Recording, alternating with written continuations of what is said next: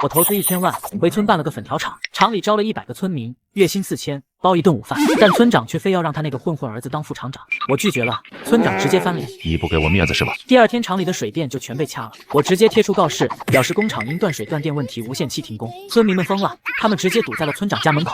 我叫父亲，在城里打拼10年，攒下1000万身家后决定回村建厂。我们村叫青石村，地处偏僻，土地贫瘠，但红薯种得很好。这里的红薯淀粉含量很高，最适合做粉条。于是我拿出全部积蓄，注册了一个公司，名字就叫青石味道。开工建厂那天，全村人都来看热闹。村长李大山握着我的手，笑出了满脸褶。父亲啊，你可是我们村飞出去的金凤凰，现在终于回来报答乡亲们了。我笑了笑，没说话。半年后，厂房建好了，我贴出告示，招工100人，男女不限，年龄50岁以下，月薪4000，包一顿午饭。这个告示一贴出来，整个青石村都炸了。毕竟1个月4000，还包午饭，这简直就是天上掉馅饼的好事。于是100个名额，一天就招满了。看着乡亲们脸上开心的笑容，我觉得这1000万花的值。后来工厂第一批货发出去后，市场反响极好，订单像雪花一样飞来，工人们也干劲十足，每天脸上都挂着笑。村子一下子就活了过来，孩子们有了新衣服，老人们也敢去买点好吃的了。人人都说我是大善人，是文曲星下凡。但1个月后，村长李大山却找上了门。当时他提着2瓶酒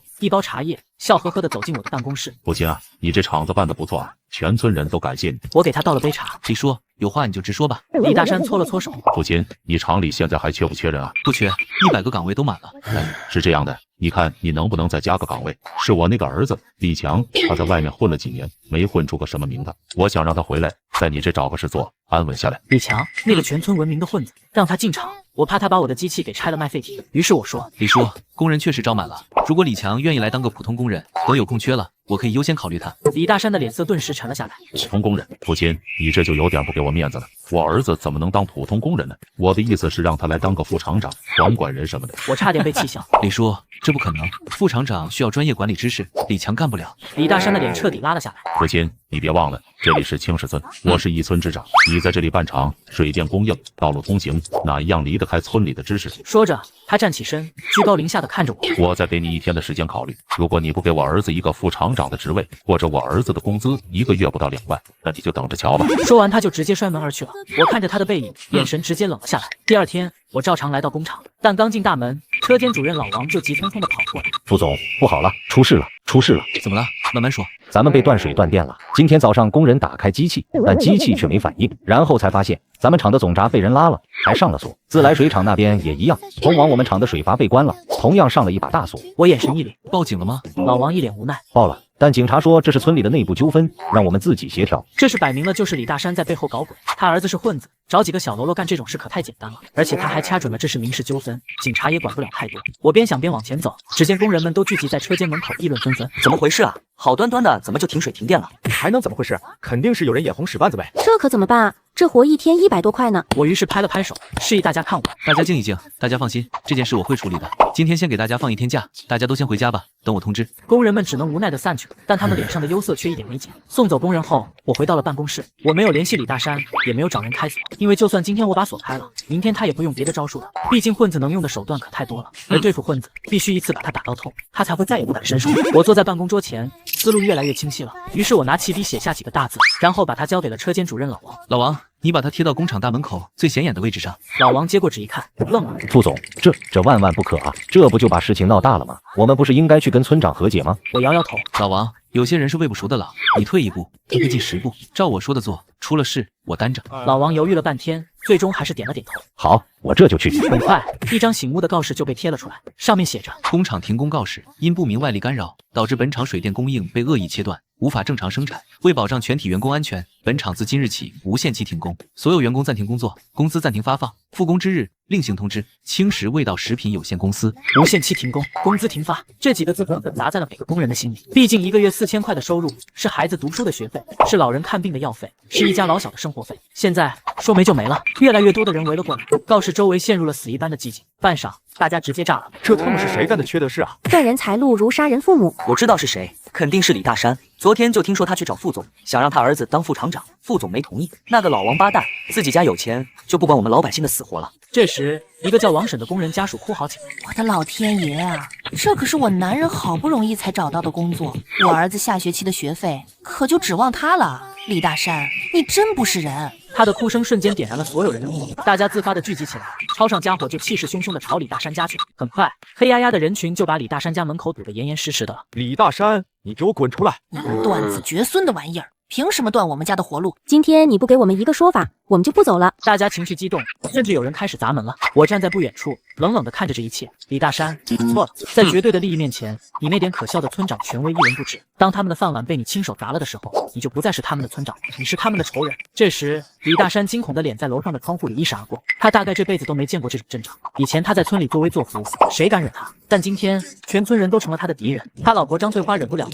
一把拉开2楼窗户，就对着下面的人破口大骂：喊什么喊？再喊我报警了！一群刁民给你们脸了是吧？不就是个破工作吗？至于吗？王婶立马炸了，指着楼上开骂：张翠花放你娘的屁！你们家吃香的喝辣的，当然不觉得这是个事，但我们大家伙儿就指望这钱救命呢。你今天把话说清楚，凭什么让你家那个混子砸了我们全村人的饭碗？其他人纷纷大吼：对，说清楚！张翠花吓得赶紧缩回头，把窗户关死了。李大山躲在屋里，急得团团转。他拿起手机想打电话，但打给谁？报警？警察来了也就是调解，找镇上的领导。出了这么大的群体事件，他不被8层皮才怪。最后他只能抖着手拨了我的号码，我直接挂断，并开了免打扰。他想求饶，晚了。人群在村长门外僵持着，天色渐渐暗了下来，但没有一个人离开。就在这时，李强开着摩托车回来了，他车后面还带着3个流里流气的小青年。李强看到家门口围了这么多人，愣了一下，他把摩托车停下，嚣张地走了过来。你们在干什么呢？都他妈吃饱了撑的啊，围在我家门口干嘛？说着，他踹了一脚他前面的人。滚蛋！村民们看到这个村霸，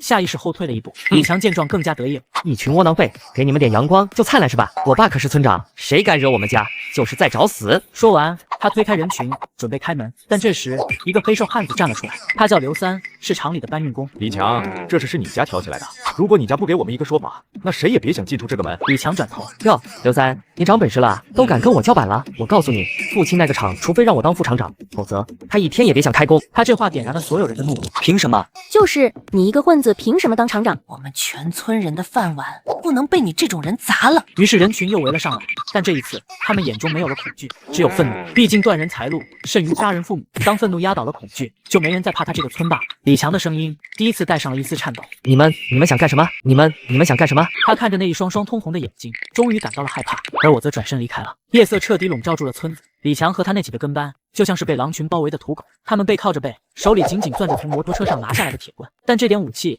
在工人家亲属足有200-300人面前显得那么可笑。李强，你今天必须把话说清楚。凭什么断我们全村人的活路？李强咽了口唾沫，色厉内荏的大吼：说清楚个屁！老子今天就把话撂这儿，只要那个姓傅的不让我当副厂长，他那厂子就一天也别想开。你们这群穷鬼就等着喝西北风去吧。他以为还能像以前一样用狠话吓住这些老实巴交的村民，但他错了。当一个人的饭碗被砸了，他就不再老实了。这时一个小伙子猛地冲了出来：去死吧，李强！他叫王宇，家里有个生病的老娘，就指望这份工资买药呢。老子跟你拼了！王宇一拳狠狠砸在李强的脸上，李强被打了一个踉跄。孙子，你竟敢打我！他抹了把鼻血，举起手里的铁棍就朝王宇头上抡了上去。但这时旁边的刘三动了，他用扁担隔开了李强的铁棍。王宇大怒：大家一起上，打死这个畜生！他要我们的命，我们先要他的命。于是人群彻底失控了，200-300人像潮水一样涌上去，惨叫声响彻夜空。2楼的窗户猛地被推开，张翠花发出杀猪般的尖叫：别打了，别打了，要出人命了！李大山也终于坐不住了，他对着下面的人群声嘶力竭的大吼：都住手！我是村长，你们眼里还有没有我这个村长？但没人听他的，他那点村长的威严，在全村人的怒火面前连个屁都不是。眼看着儿子就要被打死，李大山彻底慌了，他手忙脚乱地拨通了派出所的电话：喂，警察同志，救命啊！我们村发生暴乱了，他们要杀人了。10几分钟后，一辆警车来了，车上下来2个警察。都干什么呢？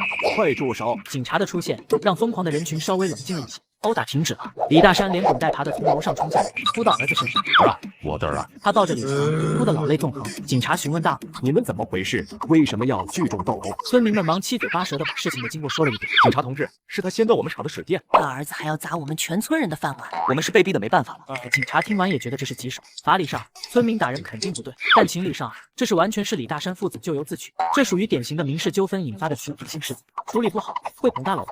于是警察严肃地看向李大山：李大山，他们说的是不是真的？是你找人断了工厂的水电，是你找人断了工厂的水电。李大山支支吾吾地说：我没有。刘三指着他鼻子大骂：放屁！全村人都知道是你干的。王婶也哭喊起来：警察同志，你们要给我们做主啊！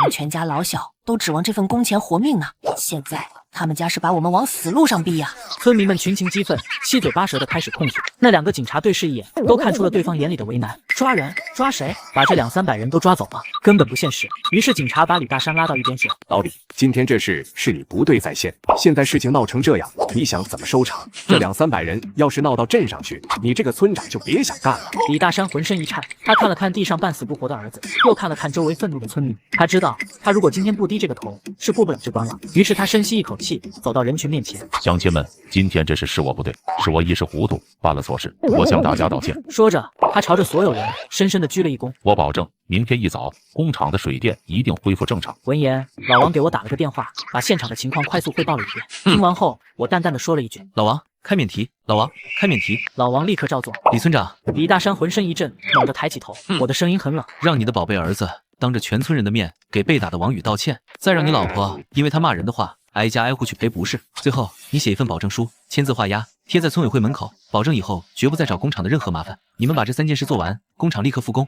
如果做不到，那就让青石村回到原来的样子吧。”说完，我直接挂了电话，全场死寂。李大山的脸色一阵红一阵白的，这事他要是答应了，以后在村里就再也抬不起头了。李强也从地上挣扎着爬起来，大吼：“爸，你不能答应他，我他妈去弄死他！”李大山看着自己这个蠢儿子，又看了看周围虎视眈眈的村民，他知道自己没得选了，于是他从牙缝里挤出几个字：“好，我答应。”第二天，天刚蒙蒙亮，李强一家就出现在了村民王宇家的门口。他头上缠着绷带，脸上青一块紫一块的。很快，王宇家的门就打开了，王宇和他那年迈的母亲走了出来。李强不情不愿的小声开口：“对不起。”李大山吼他：“大点声！”李强浑身一颤，吼了出来：“对不起，我错了。”王宇心里涌起一股说不出的快意，于是王宇淡淡的说：“行了，你走吧。”李强如蒙大赦，挣扎着想站起来，但这时我来了。等等，李大山父子的脸色瞬间变得无比难看。我走到李强面前，居高临下的看着他，道歉要有诚意，你给他磕个头不过分吧？李强的眼睛瞬间红了。你别太过分，你别太过分。我笑了笑，没理他，而是转向王宇。王宇，从今天起，你就是工厂保安队的队长了，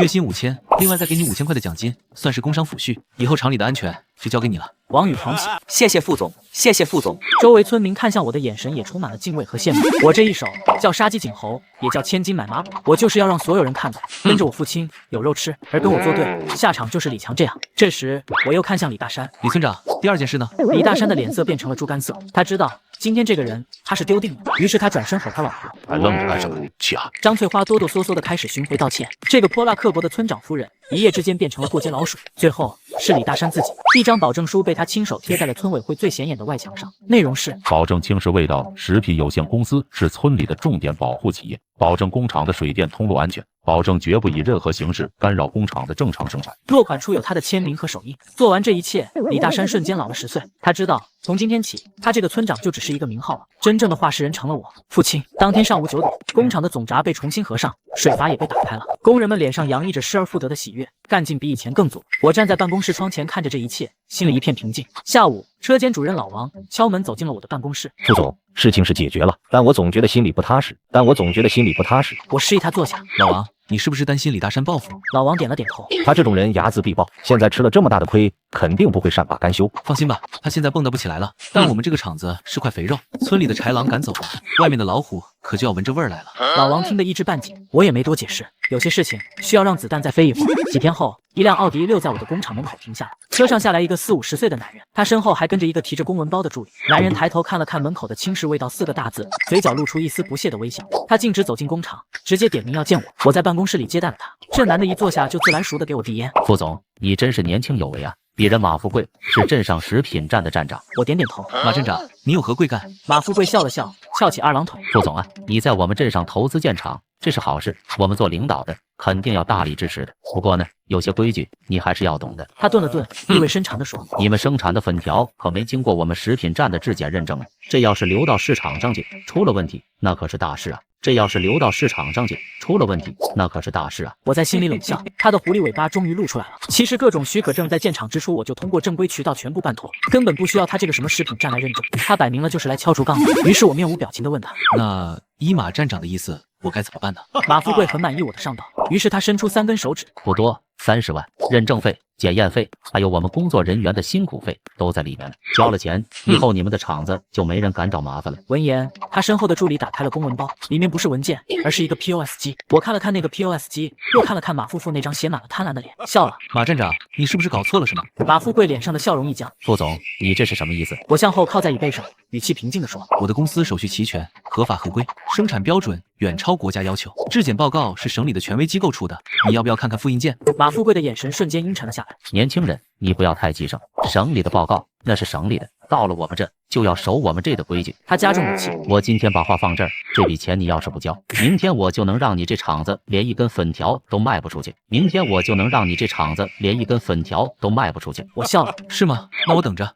慢走，不送。马富贵猛地站起身：好好好，你有种，你给我等着。然后他就气冲冲地摔门而去了。他们走后，老王忧心忡忡地走了进来。副总，你这不是把人得罪死了吗？他可是管着咱们这块的父母官啊。我摇了摇头。老王，他不是官，是匪，对付土匪，你越是软弱，他越是得寸进尺。你今天给了他30万，明天他就敢要300万，这种人是喂不饱的。老王叹了口气，道理是这个道理，可他毕竟手里有权啊，万一他真卡着我们，不让我们的货出镇，可怎么办？这也是我需要考虑的问题。我的货大部分都需要通过镇上的物流中转，如果马富贵真在物流和运输环节上做手脚，确实会很麻烦。但他以为我是靠一腔热血跟他硬碰硬的吗？呵呵，我直接拨通了一个电话，电话那头传来一个爽朗的声音：喂，是小青吗？我笑着回答：陈叔，是我。电话那头的人叫陈正国，曾经是我父亲的战友，现在是市里主管经济的2把手。我回乡创业这件事跟他提过一嘴，他当时就说有解决不了的麻烦找他。怎么了，小青？在老家还习惯吗？厂子弄得怎么样了？挺好的，陈叔，就是遇到点小麻烦，想跟您咨询一下。我把马富贵的事情原原本本地说了一遍。电话那头沉默了10几秒，然后陈正国声音冰冷地说：我知道了。然后他就挂了电话。我知道事情解决了。马富贵那个贪婪的小站长，竟敢把手伸向市里重点扶持的归院工程项目，这已经不是胆子大，而是找死了。果然，第2天马富贵就被逮捕了，镇上的所有人都惊呆了，谁也想不通，这个在镇上作威作福了这么多年的马站长，怎么就突然倒了？这个消息很快就传到了我们村里。老王跑进我办公室的时候，激动的脸都红了。副总，那个马站长被抓了，听说是贪污受贿，数额巨大，真是老天开眼啊！我笑了，这下你该放心了吧？老王点点头，对我佩服的五体投地。副总，您真是神了，您是怎么知道他会出事的？我没有回答，毕竟有些事情自己知道就好。现在我的工厂终于可以迎来一段平稳的发展期了。后来我的订单越来越多了，第一批100个工人已经开始不够用了，于是我决定扩大生产规模。我把需要更多的土地来建新的厂房和仓库的想法跟村委会提了出来。现在代理村长职务的是老实本分的副村长，他对我言听计从。很快村里就召开了村民大会，我提出的征地计划几乎全票通过，因为我给出的征地补偿款比市场价高出30%，而且我还承诺新厂房招工优先考虑被征地的村民，这样的条件没人会拒绝。事情进行得异常顺利，李大山一家从头到尾都没有露面。我听说他大病了一场，李强也像是变了个人，整天躲在家里不敢出门，这一家子算是彻底废了。然而就在我以为一切都将走上正轨的时候，新的麻烦却悄然降临了。这天我正在新厂房的工地上视察，一个陌生电话打了进来。你就是父亲吧？我叫马倩，是马富贵的女儿。我眉头一皱，你毁了我爸，毁了我们家，这笔账我记下了，你给我等着，我一定会让你血债血偿。这通电话我并没有放在心上，毕竟一个被愤怒冲昏了头脑的小姑娘能掀起多大风浪。我每天都待在工地上，看着未来的蓝图一点点变成现实。我计划在年底前建成第2、第3条生产线，届时工厂的产能将翻上3倍，可以再为村里提供200个就业岗位。到时候新石村将彻底摆脱贫困。这天我正在工地上和工程师讨论图纸，车间主任老王又一次火急火燎地跑了过来。副总，又出事了。他说着把一部手机递到我面前，屏幕上是一篇网络文章，标题触目惊心。震惊！归乡企业家竟是黑心资本家，千万投资背后是榨干全村的血与泪。我眉头一皱，接过手机一目十行地看了下去。这篇文章写的声情并茂，极具煽动性，作者自称是一个有良知的媒体人。在文章里，我成了一个不择手段、心狠手辣的恶棍。我回村投资不是为了报答乡里，而是为了廉价的土地和劳动力。月薪4000在作者笔下成了压榨村民血汗的罪证，因为在大城市的工厂里，他们开的工资更高。文章还重点描述了我和李大山、马富贵的冲突，但李大山成了一个为民请命、想要为村民争取更好待遇的好村长，他儿子李强成了一个不懂事的年轻人。我拒绝李大山的要求，被写成了傲慢无礼、看不起村民。我官场停工，更是被描绘成恶意要挟、操纵村民、挑起内部矛盾的阴险手段。村民围堵李大山家，成了我雇佣暴民、打压异己的证据。而马富贵更是被塑造成了一个清廉正直、不畏强权的好干部。他去我的工厂是为了检查食品安全，为人民群众的健康把关。我拒绝缴纳认证费，是因为我的产品质量根本不达标，心虚不敢检测。他被带走，成了我动用背后邪恶势力栽赃陷害的铁证。而文章最后还附上了几张照片，一张是李强被打得头破血流的照片，一张是马富贵被带上警车时那悲愤又不屈的眼神特写，还有一张是我站在人群外抽烟的侧影，被 P 的阴森诡异。下面还有一行字：冷漠的刽子手正欣赏着自己的杰作。整篇文章真假参半，扭曲事实。而这篇文章的作者署名是倩影，也就说她是马倩。我小看了这个女人的手段，她没有选择用物理方式报复，而是选择了更恶毒的舆论攻击。在互联网时代，这比任何刀子都伤人。老王声音发抖：副总，这篇文章已经在网上传疯了。副总，这篇文章已经在网上传疯了。咱们厂的几个网上销售渠道的评论区已经被人冲烂了，上面全是骂我们是黑心工厂，卖的是毒粉条的。好几个合作商也打电话来问我这是怎么回事。我把手机还给老王，心里知道这次的麻烦比前2次加起来都大，因为李大山是村霸，马富贵是地头蛇，他们都摆在明面上，而马倩他躲在暗处，用网络当武器，杀人于无形。我看着远处热火朝天的工地，眼神一点点冷了下来。你以为躲在键盘后面就能赢我？太天真了！既然你要打舆论战，那我就陪你玩到底。但马倩的攻击比我想象的更猛烈，也更系统。那篇爆捧文章只是一个开始，很快网络上就出现了一系列的后续报道。有知情村民的匿名爆料，说我在工厂里苛待工人，搞一言堂；有食品专家的分析，说我们这种小作坊生产出的粉条存在严重安全隐患，甚至还有一段被剪辑过的视频。视频是我在村民大会上宣布征地方案的画面，但我的声音被处理过，只留下了我说价格就这样，没得商量的片段。再配上悲情的音乐和几个村民愁眉苦脸的特写镜头，我俨然成了一个强占农民土地的恶霸。一时间群情激愤，无数不明真相的网友在网上对我进行口诛笔伐。我每天都能接到几百个骚扰电话和谩骂短信。轻食味道这个品牌彻底臭了，我的产品线上的销售额一夜之间跌到了冰点，所有跟我合作的电商平台都暂时下架了我们的产品，线下的经销商也开始动摇了。很多顾客一听是轻食味道的粉条，都连连摇头，就是那个网上说的黑心工厂吧，不敢买，不敢买。这些负面影响还蔓延到了工厂内部，工人们人心惶惶，大家都担心这个厂子再次停工，甚至村里也开始出现了一些不和谐的声音了。几个和李大山家关系比较近的村民开始在村里散布谣言了。我就说吧，这城里来的老板没一个好东西，看把李村长一家害得多惨，现在报应来了吧，活该！整个工厂都笼罩在一片阴云之下了，大家急得像是热锅上的蚂蚁。王宇眼睛通红地说：“副总，不能再这样下去了，那个马倩肯定就在镇上或者市里，我去把她揪出来，让她当面给你道歉。”我摇了摇头，现在是法治社会，不能乱来。你把他打了，只会坐实我们是黑社会的说法。刘三闷声闷气地说：“那我们怎么办？就这么看着他造谣？副总，您一句话，我们100多个工人都愿意站出来给您作证。”老王激动地说：“我们去网上告诉大家真相。”我笑了笑，示意他们冷静。我当然知道你们会支持我，但现在你们不能这么做。你们现在站出去，说的越多，错的越多。在网友眼里，你们都是我的员工，拿了我的钱，说的话就没有可信度，他们只会觉得这是我在洗白，是我在组织员工控评。众人茫然了。那怎么办啊？那怎么办啊？我缓缓开口：“解铃还须系铃人，他用舆论攻击我们，我们就用舆论打回去。但我们不骂人，不讲大道理，我们只讲故事，讲我们青石村自己的故事，用最真实的力量去击碎所有的谎言。”我的计划很简单，马倩能用剪辑和谎言编造一个故事，我就能用镜头和真实还原一个世界。我让老王聚集村民跟工人，又在新厂房的空地上搭起了一个简单的台子，然后我看着他们说：“乡亲们，最近网上的事情大家可能都听说了，有人说我是黑心资本家，说我们的工厂是黑心工厂，我想听听大家是怎么想的。”人群一片寂静，他们互相看着，没人敢第一个开口。我笑了：“没事，今天大家畅所欲言，觉得我父亲哪里做的不对，包括工资给低了，伙食不好了，都可以说。说错了，我不怪你们；说对了，我给你们发奖金。”人群中传来一阵轻笑，气氛缓和了一些。这时，王婶站了出来，她有些紧张地搓着手：“副总，俺是个粗人，不会说啥好听的。俺就知道，俺丈夫没来您这厂子上班前，俺家一年到头连1000块钱都攒不下。俺儿子学习好，考上了县里的高中，俺连学费都交不起。”她说着，眼圈红了。他来了您这1个月4000块，顶俺们以前种地好几年的收成。上个月刚发了工资，俺就给俺儿子交了学费，还给他买了双新鞋。俺们全家都念着您的好。网上那些人就是放屁，他们要是敢来村里，你第一个撕了他们的嘴。网上那些人就是放屁，他们要是敢来村里，你第一个撕了他们的嘴。大家纷纷打开话匣子。是啊，副总是我们村的大恩人。以前我们村死气沉沉的，现在多热闹。谁敢说副总坏话，就是跟我们全村人过不去。他们的情绪很激动，言语很朴素，但每一个字都发自肺腑。我身后的高清摄像机忠实地记录下了这一切，然后我让摄像师扛着机器，跟我走进每一个工人的家里。我看到了王婶家徒四壁的土坯房和他儿子墙上贴满的奖状，我看到了刘三家因为潮湿而发霉的墙壁和他用来给孩子当书桌的破旧木板，我看到了许多家庭因为贫穷而显得那么破败和没有生气。然后我又让摄像师记录下他们领到工资后的生活。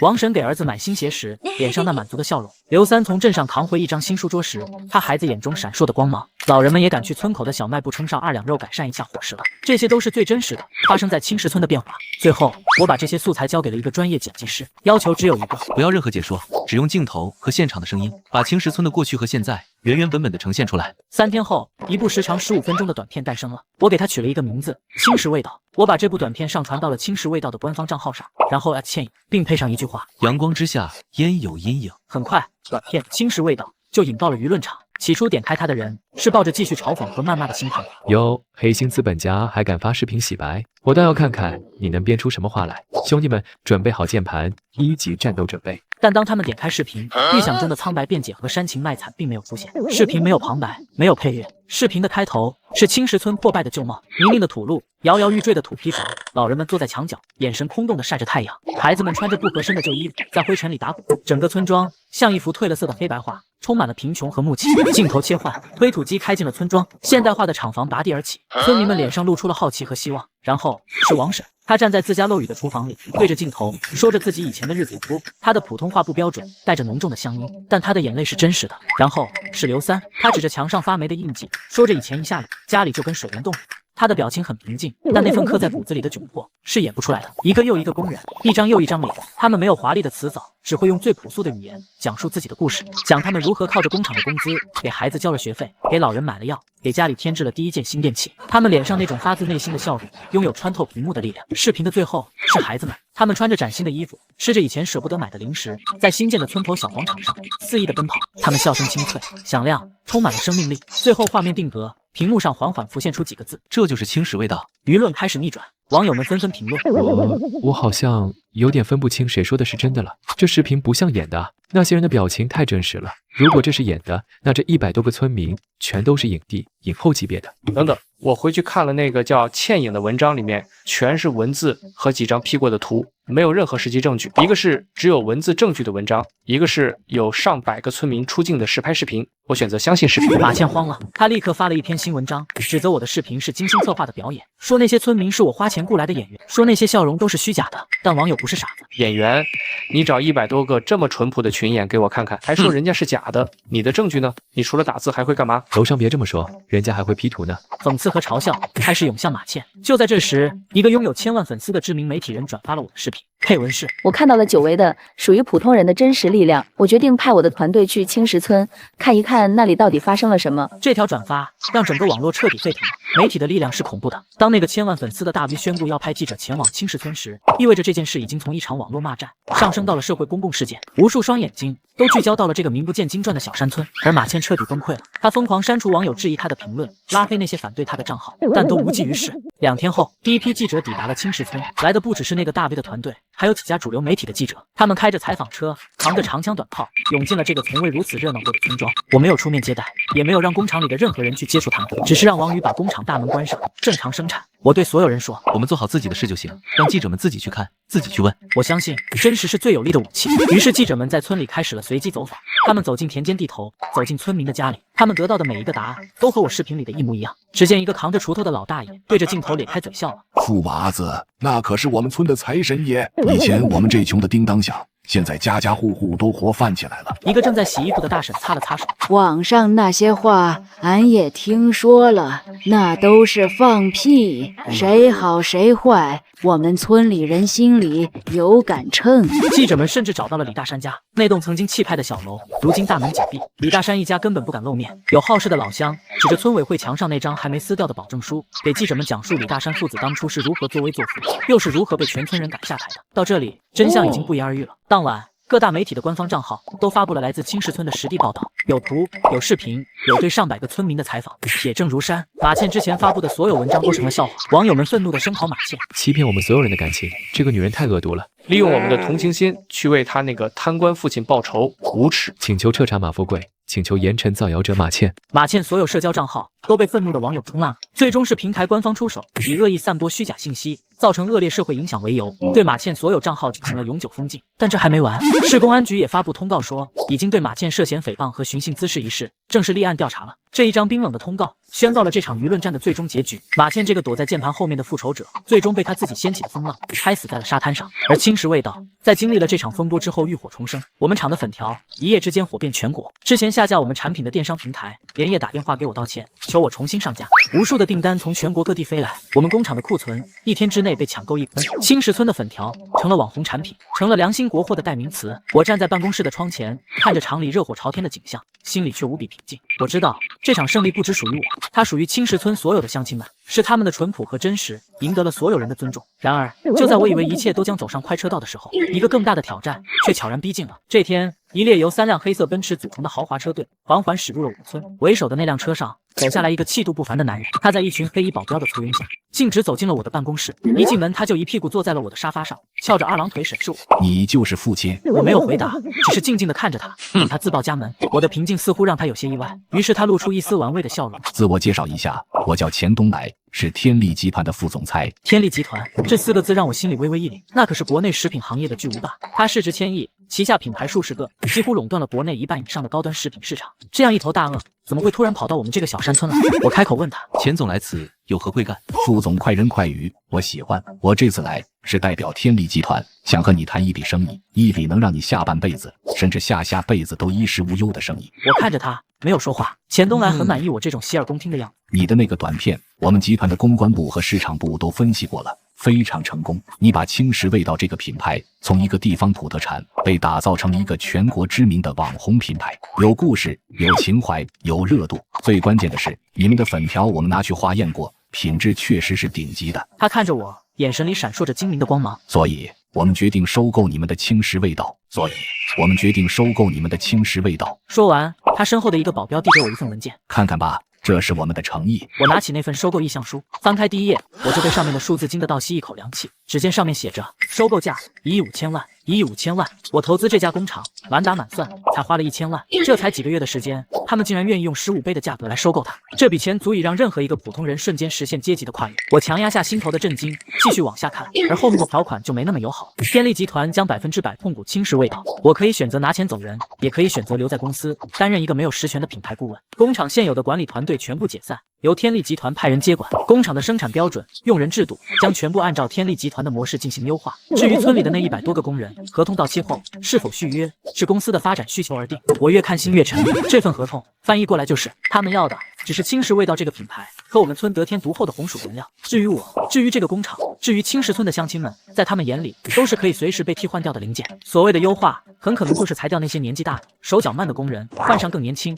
更廉价的劳动力。所谓的是公司需求而定，不过是随时可以把人踢开的借口。如果我签了这份合同，我确实能拿到1亿5000万，成为一个亿万富翁，但青石村很可能会被打回原形。那些刚刚看到生活希望的村民们，将再次面临失业的风险。我回乡创业的初心将彻底变成一个笑话。于是我抬起头，看着钱东来那张自信的脸。钱总，你的条件很诱人。钱东来得意的笑了。副总是个聪明人，知道该怎么选，1个多亿的现金和一个随时可能倒闭的小作坊，这道选择题不难做。但我却缓缓把那份价值1亿5000万的合同推了回去。不好意思，钱总，青石味道不卖。钱东来脸上的笑容瞬间凝固了，他像是听到了一个天大的笑话。办公室陷入了死一般的安静，足足过了10几秒，钱东来才从震惊中回过神来。父亲，你知道你在说什么吗？你知道有多少人挤破了头想被我们天利集团收购吗？你知道我给你的这个价格在行业里有多高的溢价吗？你靠着一点小聪明和运气走到今天，就真以为能和天利集团掰手腕？我平静地看着他。钱总，我当然知道天利集团的厉害，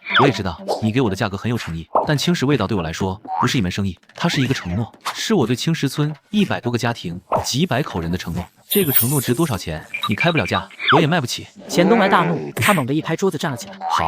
好一个承诺！他怒极反笑。父亲，你别给脸不要脸，你以为你不卖我就拿你没办法了？我告诉你，从今天起，天利集团将正式进入粉条市场，我们会推出一款比你品质更好、价格更低的产品。我们会动用所有渠道，让你的青石味道在货架上消失。我们会用比你高1倍的价格收购青石村所有的红薯，让你连1根原材料都拿不到。他眼神凶狠地威胁我。你的那些工人，你的那些管理人员，我会一个个的把他们挖过来。我要让你这个工厂变成一个空壳子，我要让你亲眼看着你是如何被自己那可笑的承诺压得粉身碎骨的。我要让你亲眼看着你是如何被自己那可笑的承诺压得粉身碎骨的。最后，他咆哮着说：“我给你3天时间，3天后我的收购团队会再来一次，到时候价格可就不是1亿5千万了。到时候我只给你1000万，买你滚出青石村。如果你还不知好歹，他做了一个用手抹脖子的动作，那你就1分钱都别想拿到，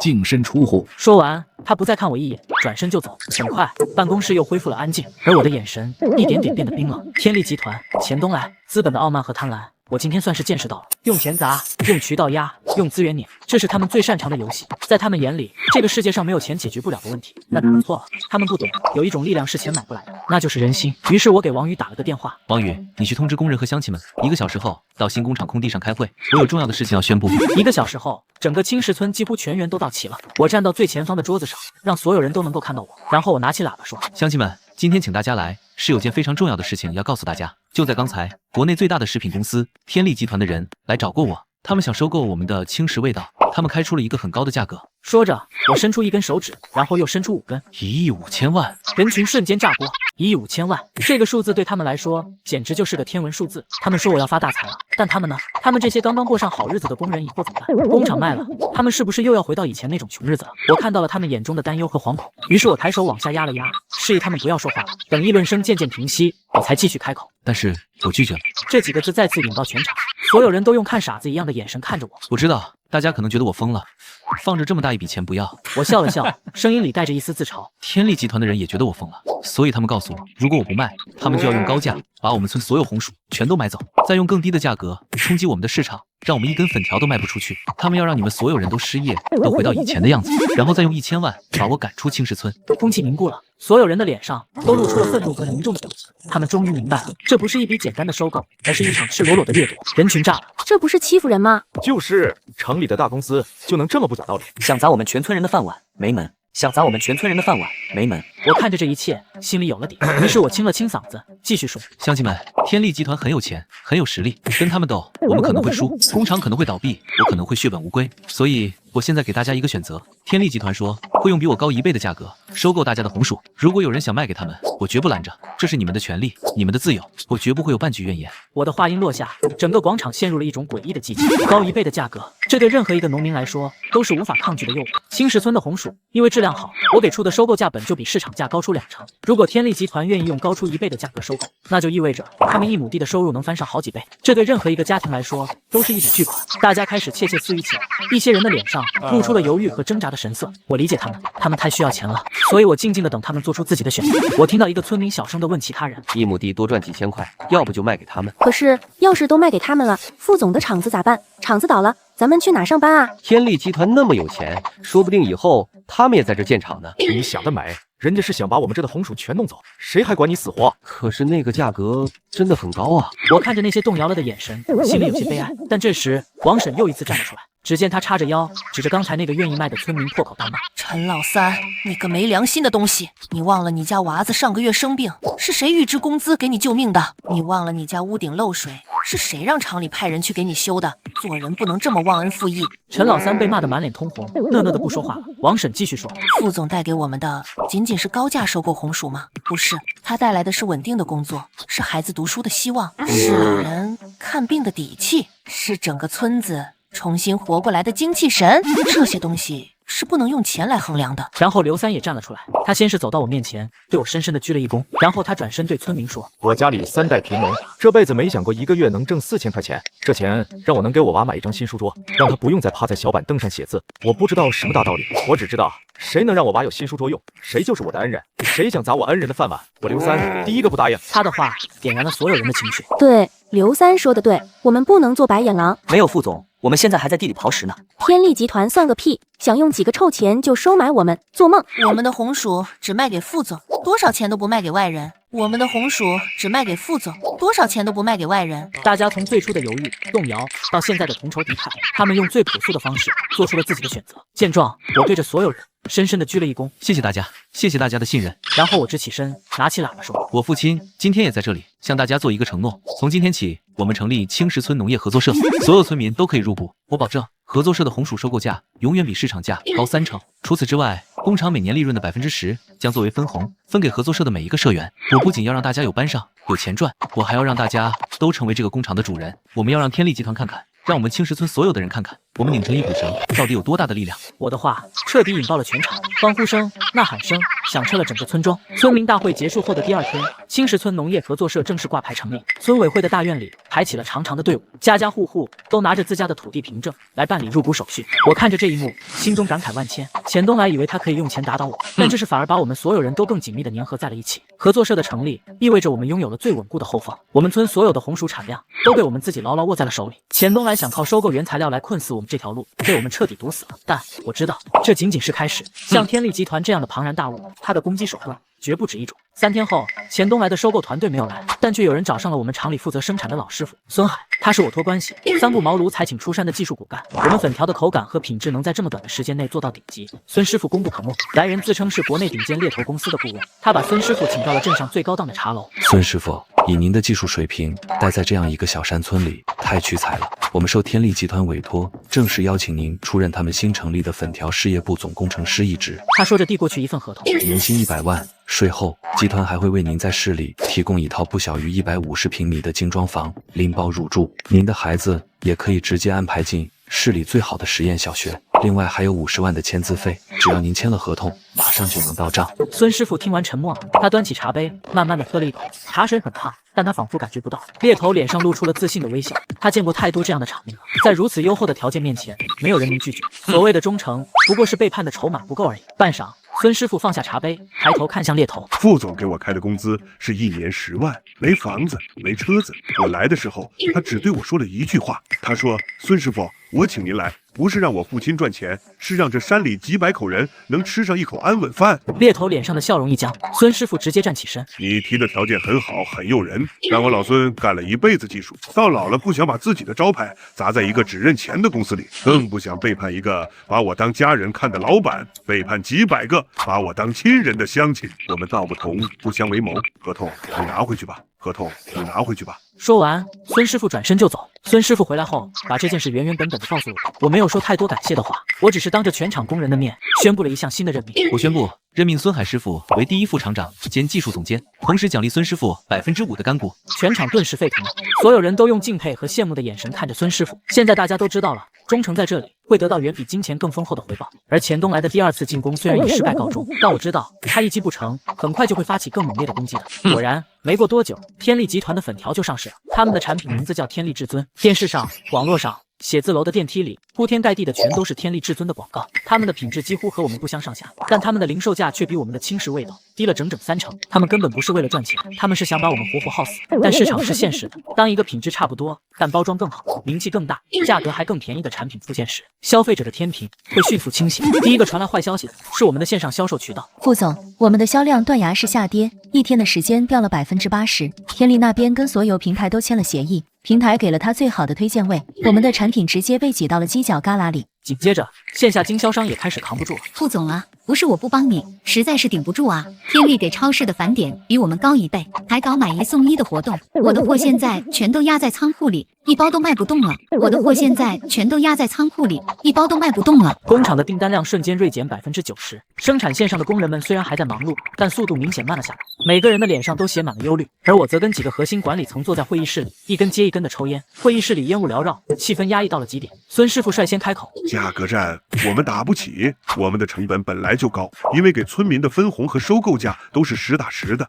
如果降价，那我们卖1包就亏1包，销售渠道我们也拼不过。”老王也叹了口气：“天力和全国所有的大型商超都是战略合作关系，我们根本挤不进去，他们这是想把我们困死在青石村。”所有人都沉默了，这是一个死局。在绝对的资本面前，我们所有的努力都显得那么苍白无力。半晌，我掐灭了烟头，抬头看着他们：“你们说的都对，拼价格。拼渠道，我们都是以卵击石，但我们真的就无路可走了吗？”我起身走到白板前，他们有钱、有名气、有渠道，这些是他们的优势，那我们的优势是什么？我拿起笔，在白板上重重地写下了2个字：真实。所有人都是一愣。我继续说：“没错，就是真实。我们的品牌是怎么火起来的？不是靠明星，不是靠广告，是靠一部没有任何修饰的短片，靠100多个村民最真实的笑脸。消费者选择我们，买的不仅仅是粉条，他们买的是一种信任，一种对纯粹和本真的向往。这是天力集团花再多钱也买不来的东西，这是我们唯一的也是最强大的武器。我的话让大家的眼神里重新燃起了一点光芒。副总，您的意思是我们继续打真实这张牌？副总，您的意思是我们继续打真实这张牌？我点了点头。对，我们还要把它打到极致。前东来想把我们困死在青石村，那我们就反其道而行之，我们把全中国甚至全世界的消费者都请到青石村来，我要让他们亲眼看看我们的红薯是怎么种出来的，我们的粉条是怎么被一根根生产出来的。天利集团卖的是工业品，而我们卖的是作品，是信任，是阳光下的味道。我要在青石村打造一个全国独一无二的透明工厂，我要搞生态农业旅游。我的计划像一颗炸弹，在沉闷的会议室里炸响。透明工厂、生态农业旅游这几个词对老王他们来说太过新潮，也太过遥远。老王一脸茫然。副总，这能行吗？把游客请到厂里来，那我们的生产不就全乱套了吗？孙师傅也皱起眉头。是啊，副总，食品生产最讲究的就是卫生和安全，闲人免进，让游客随便参观，万一出了问题，那可是大事。我笑了笑，示意他们稍安勿躁。我说的透明，不是让游客进到车间里去摸我们的机器，我们可以在现有厂房的基础上加盖一条全封闭的玻璃参观通道，游客可以在通道里清晰地看到我们从红薯清洗到粉条成型，再到包装的全过程，让每一个环节都暴露在阳光之下，这叫眼见为实，这叫眼见为实。说着，我又在白板上画了一大片土地。至于生态农业旅游，我们要和合作社一起建一座青石味道观光农场，我们可以请城里的家庭带着孩子来这里，让他们亲手种下红薯苗，体验耕作的乐趣。我们可以养一些鸡鸭牛羊，搞一个小型生态牧场。我们可以在村里开几家地道的农家乐，让游客尝一尝我们村民自己做的饭菜。我们要让每一个来到青石村的人感受到的，不仅仅是我们的产品，更是我们这里的生活方式。这是一种远离城市喧嚣，回归田园的质朴和宁静。我越说越兴奋，思路也越来越清晰。你们想一想，当一个妈妈带着她的孩子亲眼看到我们是如何用最新鲜的红薯，在最干净的环境下生产出一包粉条，当她的孩子在我们的农场里喂过小鸡，摸过小羊，玩得满身是泥，却笑得无比开心，当他们一家人吃着王婶亲手做的贴饼子，喝着我们山泉水煮的南瓜粥，你觉得等他回到城市，走进超市，看到货架上的天利至尊和青石味道，他会选择哪一个？大家都被我描绘出的蓝图给彻底震撼了，他们仿佛已经看到了未来的青石村车水马龙、游人如织的景象。老王激动得满脸通红。副总，您真是个天才，这法子太绝了，这法子太绝了。刘三也用力一拍大腿。他天利不是有钱吗？有本事他也弄个村子出来啊！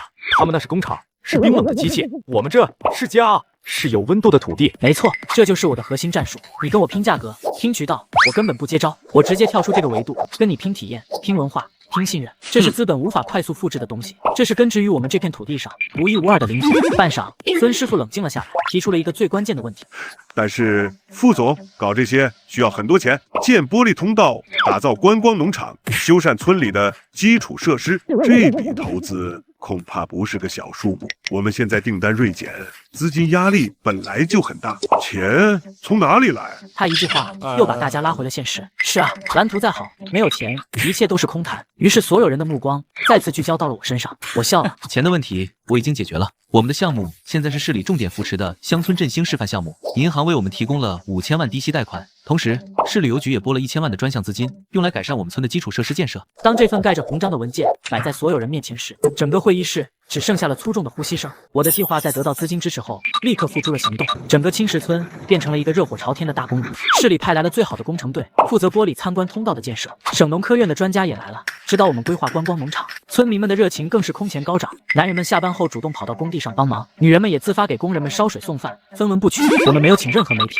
但我们的一举一动都被无数双眼睛关注着。许多之前来采访的记者并没有离开，他们自发地留了下来，用镜头记录着青石村这场轰轰烈烈的自救运动。他们的报道不再是新闻稿，而是一个个鲜活的、充满人情味的故事。一个山村的蝶变，团结是他们最强的武器。现代资本与乡土情结的碰撞，谁说真心换不来真金？这些报道在网络上再次掀起了波澜，无数的网友成了青石村的云监工，他们每天追着看我们的建设进度。玻璃通道的龙骨搭起来了，好壮观！快看，小猪仔运来了，好可爱！王婶家的农家乐今天试营业，隔着屏幕都闻到香味了。我们青石味道的官方账号还建了一个直播平台，每天直播工地的进展，直播村民的生活，就是把最真实的一面展现给所有人看。但天利集团那边也没闲着，钱东来开始发动新一轮的舆论攻击了。他们说我们搞生态旅游是挂羊头卖狗肉，是为了骗取国家补贴；说我们的透明工厂是作秀，是噱头，根本保证不了食品安全。还有所谓的专家大放厥词的说我们这种小作坊压根就保证不了品质的稳定。一时间质疑声四起，天力集团的水军还在我们直播间里疯狂带节奏。这就是个骗子项目，等骗到钱就跑路了，还观光农场，别到时候食物中毒，上吐下泻。面对这些污蔑，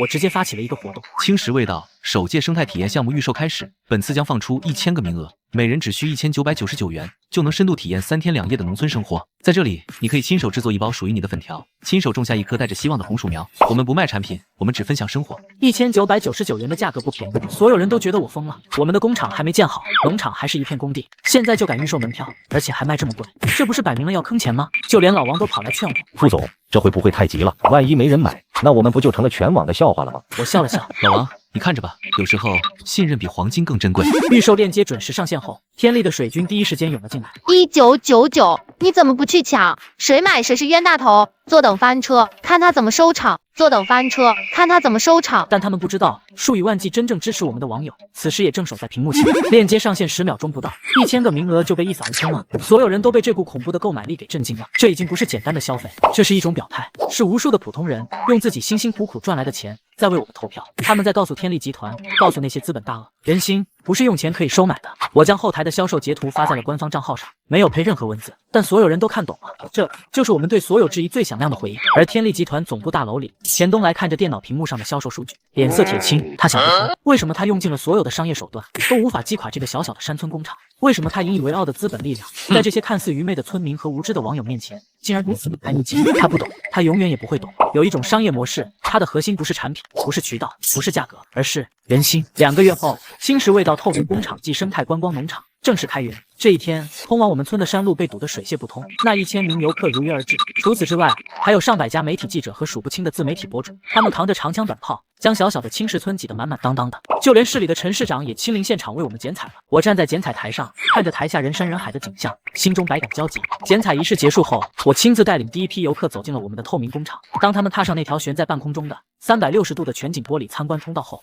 所有人都发出了一声由衷的惊叹，因为他们脚下是窗明几净、一尘不染的现代化生产车间，一颗颗新鲜红薯从入口进去，经过清洗、粉碎、过滤，最后变成一根根晶莹剔透的粉条。游客连连惊叹：天哪，好干净！原来红薯粉是这么生产出来的，这才是真正的良心企业啊！参观完工厂，便是生态农场的体验活动了。城里来的孩子们在田地里奔跑，在猪圈前看小猪抢食，他们还笨拙地拿起小锄头，在村民的指导下种下一颗颗红薯。最后虽然满身是泥，但每个孩子的脸上都洋溢着最纯粹的快乐。中午，村里几十家农家乐全部爆满，游客们吃着最地道的农家菜，喝着山泉水泡的茶，他们和淳朴的村民们聊天，听他们讲过去的故事，讲工厂给他们带来的变化。整个青石村都沉浸在一片欢乐祥和的气氛之中，而这一切都通过记者和博主们的镜头实时直播了出去。网络上关于青石味道的话再次被引爆了，但这一次不再是争议和骂战，而是一边倒的好评。这哪里是工厂，这简直是世外桃源。看完直播，我当场就下单了10箱粉条，我不管，我信得过。这才是乡村振兴该有的样子。给副总点赞，给青石村点赞。天力集团呢？出来走2步，你的工厂敢这么搞吗？这下天力集团的公关部彻底失声了。他们想删帖，却发现根本删不过来；他们想找水军抹黑我们，却发现任何谎在如此直观的真实面前，都显得可笑又可悲。钱东来坐在他那间豪华办公室里，面如死灰。他看着电脑屏幕上青石村那一张张灿烂的笑脸，看着直播间里那不断飙升的人气，他知道他输了，输得一败涂地。但就在开园活动进行到最高潮的时候，一辆奥迪悄无声息地开到了村口。马富贵从车上走了下来，他不知道什么时候竟然出狱了。他看着村里热闹的景象，又看了看远处那气派的工厂，眼神里充满了怨毒和不甘。而在他身边还站着一个熟悉的身影，是李大山。这2个失忆者，2个对我恨之入骨的人站到了一起，他们对视一眼，都看到了对方眼中的疯。只见马富贵狞笑着说：“父亲，你毁了我的一切，今天我也要让你尝尝一无所有的滋味。”接着，李大山拿出了一个打火机，而马富贵则拎起一桶汽油。他们趁所有人的注意力都集中在村子里时，悄悄地绕到了工厂后面。这里有个安保死角，而且只隔着一道简单的铁丝网，里面就是我们最重要的原料仓库了。仓库里堆满的红薯干是整个工厂未来半年的生产命脉，也是整个青石村几百户人家1年的收成和希望。而干燥的红薯干一点就着，一旦起火，后果不堪设想。只见马富贵他们悄悄潜入，将汽油顺着仓库墙角的通风口拼命地往里倒。李大山的手微微颤抖，他心里闪过一丝犹豫，毕竟这可是重罪。这时，马富贵吼他一声：“你还在等什么？你想想你的儿子，想想你是怎么被他父亲踩在脚下的。”仇恨瞬间吞噬了李大山最后的一丝理智，他咬了咬牙，按下了打火机。但就在这千钧一发之际，一声暴喝阻止了他：“住手！”接着，一道黑影闪电般的扑了出来，正是我们新上任的保安队长王宇。只见王宇一脚就将李大山手里的打火机踢飞了出去，随即一个锁喉将马富贵死死地按在了地上。接着王宇大喊：“来人啊，抓纵火犯！”大家闻声赶来，看清情况后，所有人的眼睛都红了。这2个畜生，他们这是要烧我们的厂，烧我们的饭碗，打死他们！愤怒的人群像潮水一样涌上来，如果不是王宇拦着，这2个人恐怕当场就会被活活打死了。很快，警察迅速赶到了，因为人证物证俱在，所以李大山和马富贵直接就被带走了。而等待他们的将是最严厉的制裁。当晚，青石味道又上了热搜，标题是“丧心病狂，前村长与贪腐干部联手，欲纵火报复良心企业，正义终将战胜邪恶。青石村上演现实版农夫与蛇。”如果说白天的开元庆典让我们赢得了市场，那么这场未遂的纵火案则让我们赢得了人心，我们成了正义和良知的化身。而天利集团则因为和马富贵有业务往来，被推上了风口浪尖。虽然没有证据表明他们参与了这次纵火，但他们之前的种种行为却被媒体翻了个底朝天，媒体纷纷撰稿。天利集团为打压竞争对手，无所不用其极。天利集团作为一家没有温度的企业，还能走多远？受此事影响，天利集团股价暴跌，1天之内市值蒸发了上百亿。钱东来则因为重大的决策失误引发了品牌危机，